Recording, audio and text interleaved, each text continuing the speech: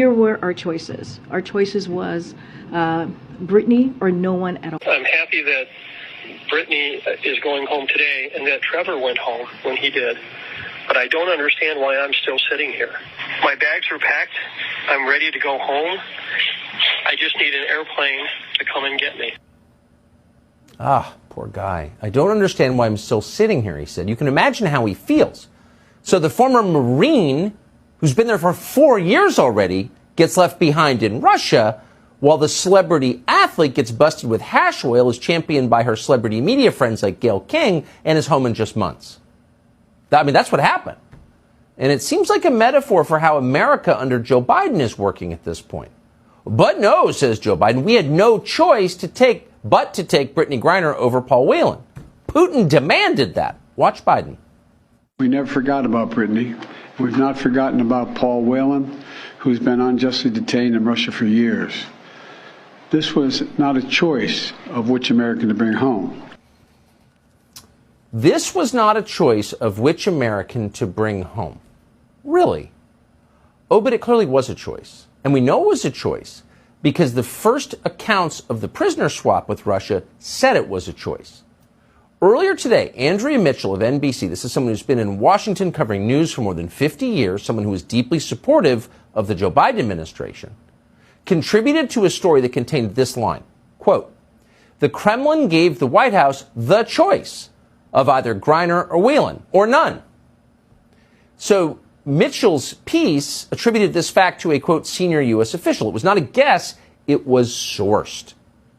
And then, as with the early reporting on Paul Pelosi last month, that account was scrubbed and sanitized. And the new version of the NBC story assures us that, quote, "The Kremlin ultimately gave the White House the choice of either Griner or no one." In other words, Joe Biden's version of events is now perfectly in sync with the official NBC News version of events. Of course. Now, we missed this. A writer on Substack called Jordan Schachtel noticed it, and we're glad that he did. This kind of thing happens all the time in Washington, constantly, usually without the public knowing that it happened.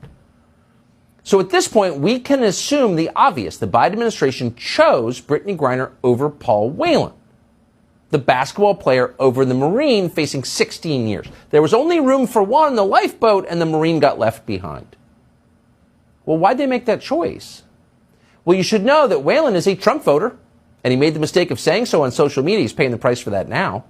Brittany Griner is not. She's got very different politics. Brittany Griner despises the United States. She's been very vocal about that. This country is so repellent and immoral that 2 years ago she said, quote, "I honestly feel we should not play the national anthem during our basketball season."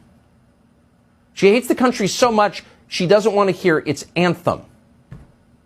That's the kind of position that gets you rewarded by Joe Biden. Hate America? Perfect. We'll free the guy who sold weapons to drug cartels to get you out early. So there's that. And then there's the matter of identity, which is central to equity.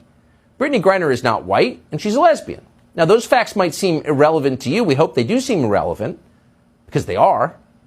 But they're not irrelevant to the White House press secretary. In the view of the White House press secretary, those are essential qualifications for a prisoner swap. Watch. Became to either bring Brittany home or no one. As the president said this morning, he will never stop working to secure Paul's release and return home, and he will not give up. On a personal note, Brittany is more than an athlete, more than an Olympian. She is an important role model and inspiration to millions of Americans, particularly the LGBTQI plus Americans and women of color. She should never have been detained by Russia. So there's Joe Biden's press secretary telling you that Brittany Griner is important because she's a lesbian woman of color. And by the way, so am I. That's what she said. Now, how perverse is that? You hear that kind of stuff all the time, but how perverse is it?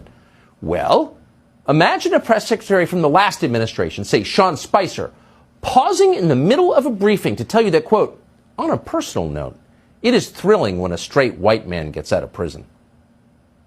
What would you think of that? You'd probably see that as an offense against the idea of the rule of law, against the idea of a country where we're all treated equally because we're all citizens. But liberals don't see it that way because they don't believe in abstract principles.